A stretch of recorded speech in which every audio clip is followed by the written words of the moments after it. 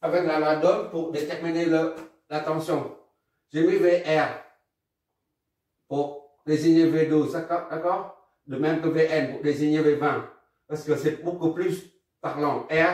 VR pour, qui a un rapport avec la résistance R et VL avec la luttance L. D'accord? Maintenant, on vient de trouver le courant total. Maintenant, il faut utiliser la loi d'Ohm encore une fois pour déterminer la tension VRT. VRT, on cherche dans le domaine fréquentiel. Il n'y a pas de variable. D'accord? Comme ici. Il n'y a pas de variable T. Bon, E est égal à ZR, le non complexe fois I, le non complexe. Donc, I, VR est égal à ZR, c'est combien? ZR, c'est 4, 0.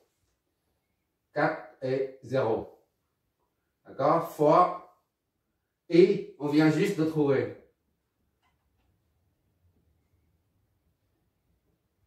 Voilà.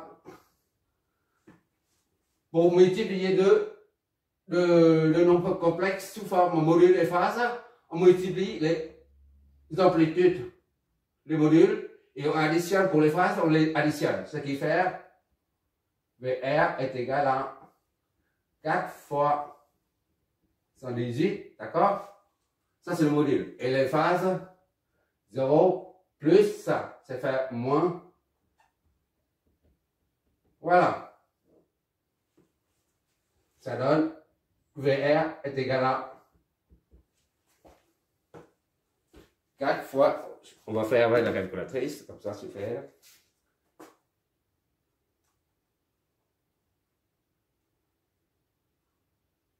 Donc complexe,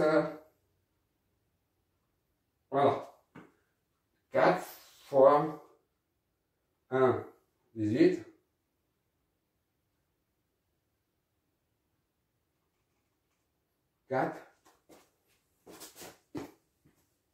4 phases de 0. 1 fois 118. 1, 118 phases moins 116. 5, 6, 5. Voilà. Moins 2, moins 4. Regarde. Moins 2 et moins 4. D'accord? Maintenant, on va convertir ça en module et phase.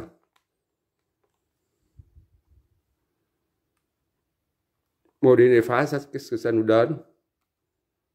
Voilà. Ça donne combien ça? 4. 2 et moins 116, virgule. Ça, c'est en vol. D'accord? Ça, c'est VR. Maintenant, il nous reste V20, VLT. Je vois la dernière ligne. OK, VLT.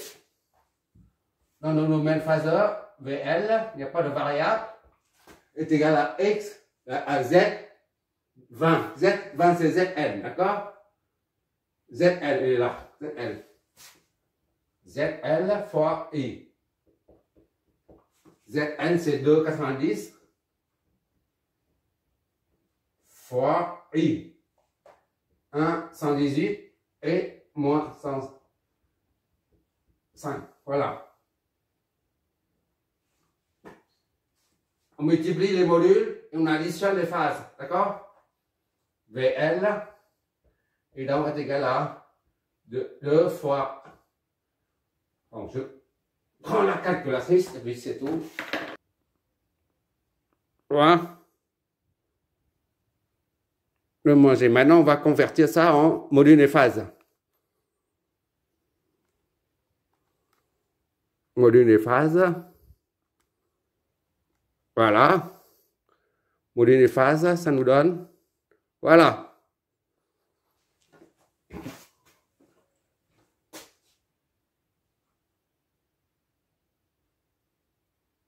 VL. VL, en phaseur, en domaine fréquentiel, c'est 2, 2, 3, 6, moins 26, 5, 6, 5 degrés. Ça, c'est en volt aussi. Voilà. À présent, on a tous les paramètres là. VS, on l'a. I, on l'a. D'accord? VR et VN. Maintenant, il faut comparer les phases là. Déterminer les I, V12, V20 et les déphasages. D'accord? Pour le déphasage,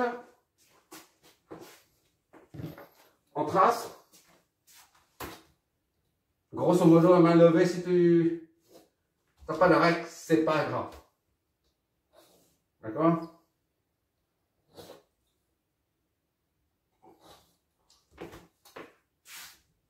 Voilà.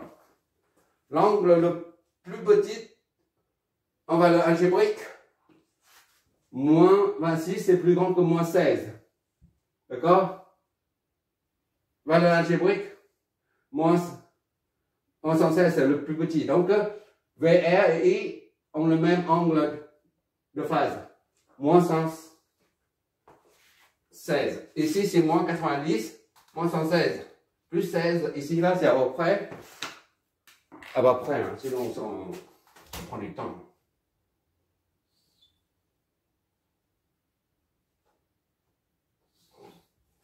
Je mets deux traits, un pour I et l'autre pour VR. D'accord? I ici, là. Et VR est là.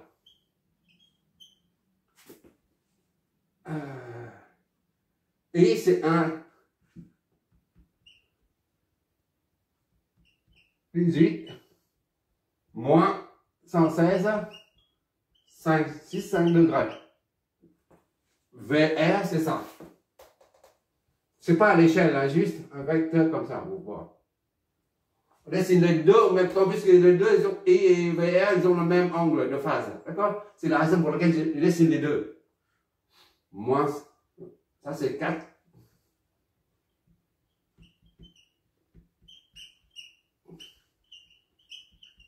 Voilà, ça c'est en 20, ça c'est en... Là, ici, là, c'est moins 116,565 degrés. En degrés, j'ai mis. L'angle le plus petit, c'est moins 116. Après, c'est moins 26. Non, moins 90.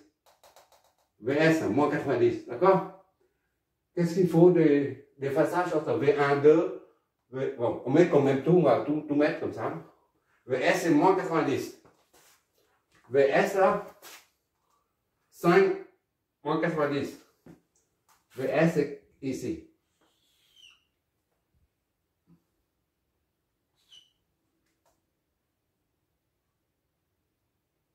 Moins 90. 5 VS 5 moins 90. D'ici à là, moins 90.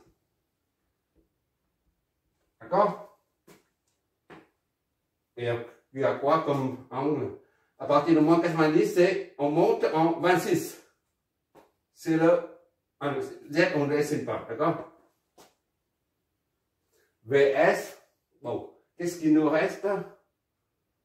VR, on l'a. VL, moins 26. D'accord? VL, c'est 2 là. Moins 26. Moins 26 et 2. Ok. Moins 26, c'est quelque chose comme ça. Voilà.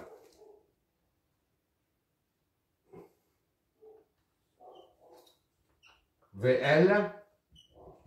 D'accord? VL, c'est moins 26.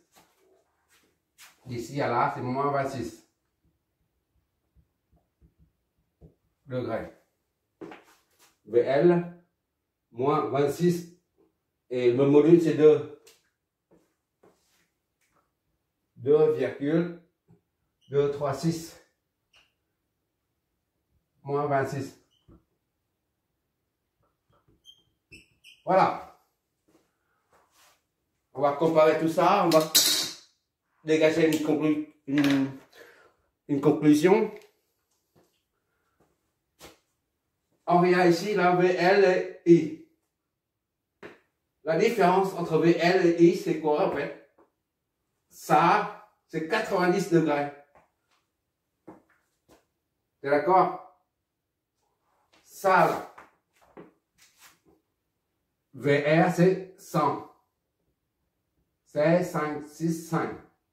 En absolu. D'accord? Ça, là, V. I. Ça, c'est I, là, bon, I, là. Ça, c'est I. D'accord? Ça, c'est ça, I. Et VL, c'est A. 26, 5, 6, 5. D'accord? Regarde, I, là. Il va d'ici à là. Ici à là. Ça fait ça. Et maintenant, tu enlèves ça. Ça. Tu enlèves ça. Et ça donne ça. D'accord? Cet angle-là est 90. 100 moins 100. 116 moins 26, ça fait 90. D'accord? 90 degrés. C'est-à-dire que le courant qui passe par la bobine est déphasé de 90 par rapport à la tension aux bornes de cette dernière. D'accord? Ça confirme ce qu'on dit d'habitude. Pour un condensateur, c'est le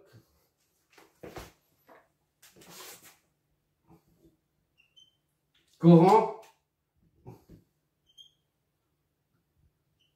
et la tension comme ça. Courant et la tension, V. Déphasé de 90. Maintenant, pour une bobine, indiquant L, I et V. VC, IC, IL, VL. Voilà.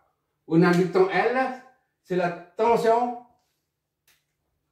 qui en avance, VL, et IL est en retard. Tu vois, dans le sens trigonométrique, sans anti-horaire est compté comme positif. Pour I dans R comme I dans L, c'est le même courant. I dans L, dans la bobine, doit parcourir 90 degrés pour rattraper la tension VL. Autrement dit, le courant est en retard de 90 là, degrés. D'accord? Par rapport à la tension. Si tu trouves VL ici et que I se trouve là, c'est qu'il y a quelque chose qui cloche dans ton raisonnement. D'accord? Et quoi d'autre? Comme remarque? Oui. La résistance R est la 4, c'est la partie réelle, il n'y a pas de nombre imaginaire. D'accord? Parce que R, la résistance, n'est pas affectée par la pulsation oméga, c'est-à-dire par la fréquence. Seulement l'inductance qui est affectée par la pulsation oméga. D'accord? Seulement quand il y a la partie imaginaire que l'impédance est sera affectée par la fréquence. Mais ici, il n'y a pas de J là. C'est la raison pour laquelle la résistance n'est pas en déphasage, la tension au bord de la résistance et le courant qui passe par la résistance ne sont pas déphasés, ils sont en phase. D'accord? La preuve, il y a R, VR, c'est moins 116, et I qui passe par R est toujours à moins 116. C'est-à-dire, ils sont en phase. I et VR sont en phase. D'accord?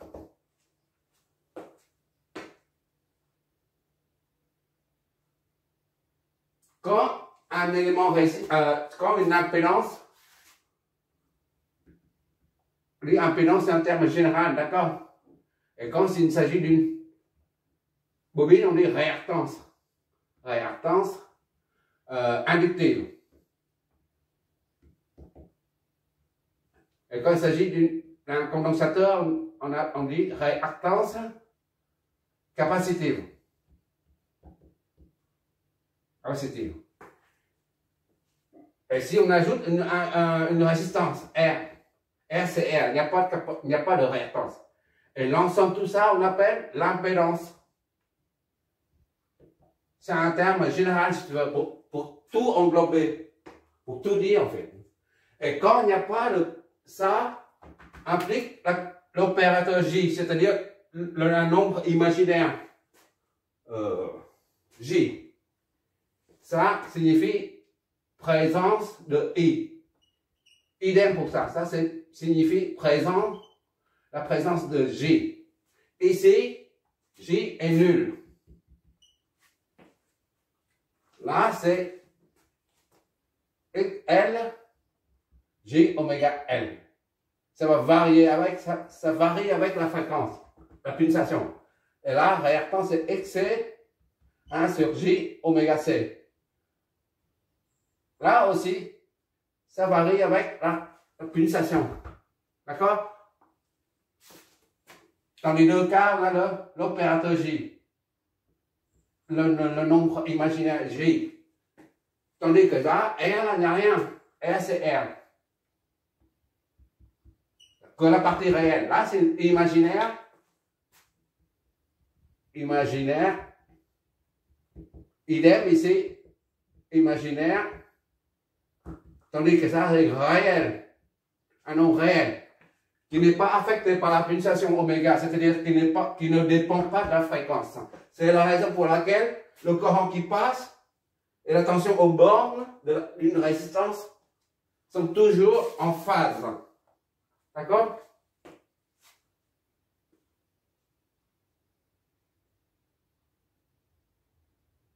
Si on fait la somme des deux, par exemple, on fait la somme des deux, VL plus VR. On va faire ça pour voir ce que ça donne.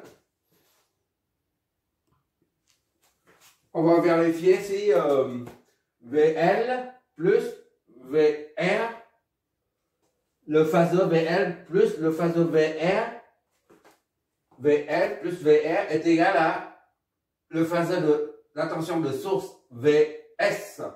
Ici, on va vérifier ça, d'accord? Pour ça, on efface ça. VL, c'est VS. S qui est égal à VL plus VR. D'accord? VL, c'est ici, VR ici. Ça plus ça est égal à ça. Bon, on va bien voir. VL, c'est combien ça? VL, c'est 2, 3, 6. D'accord? Moins 2, 6, 5 degrés. Plus VR, c'est 4, 12 moins 116,565 degrés. Qu'est-ce que ça donne? VL plus VR et donc égal à, on va faire ça tout de suite, comme ça sera fait, donc complexe là, 2, 3, 6, 2,236, la phase, 26,565, d'accord, plus 4,472, la phase, moins 116,565, voilà. Je regarde un peu, hop là. D'accord? Et tout rentrer de A à Z. Voilà. Ouais, ça donne quoi? Ça donne ça.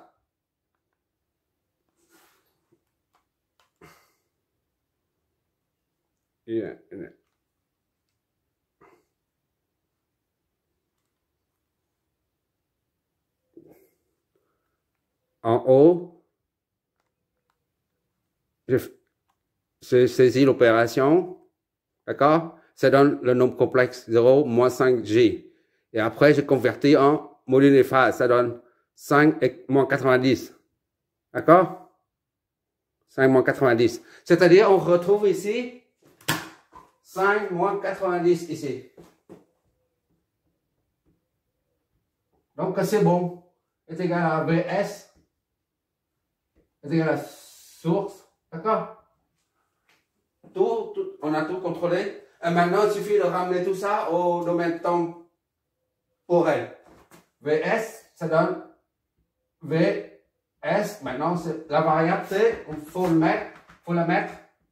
C'est 5, l'amplitude cosinus de 10T, on remet moins 90. D'accord? VST. C'est ça, là. D'accord? Et I, la variable T, maintenant, I c'est 1, ça c'est en vol, et ça c'est 1,118 cosinus de 10T, on remet, plus phi. Phi c'est moins 16, 565 degrés. On ampère.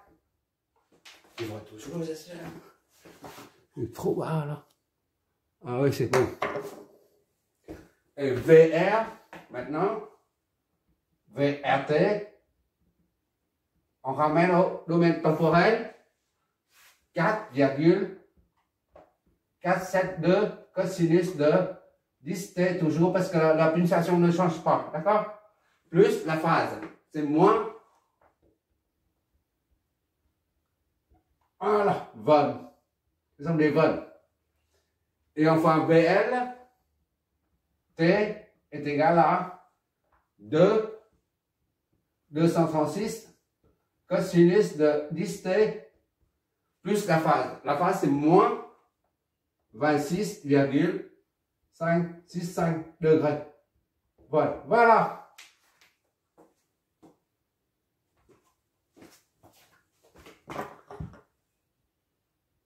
Ok, c'est bon. Qu'est-ce qu'on a comme remarque? Il passe par R et la tension aux bornes de R sont en phase. Tandis que I, qui passe par l'inductant L, la bobine, et la tension à ces bornes sont déphasées de 90 degrés. IL est en retard de 90 degrés par rapport à VL à ces bornes.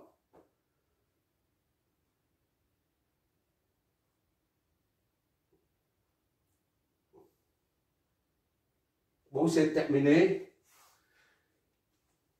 Merci d'avoir regardé. Si on dessine, maintenant on dessine tout ça et on aura des tensions là. Des tensions comme ça. Je rappelle encore une fois, pour analyser un circuit en courant alternatif, sinusoïdal ou cosinusoïdal,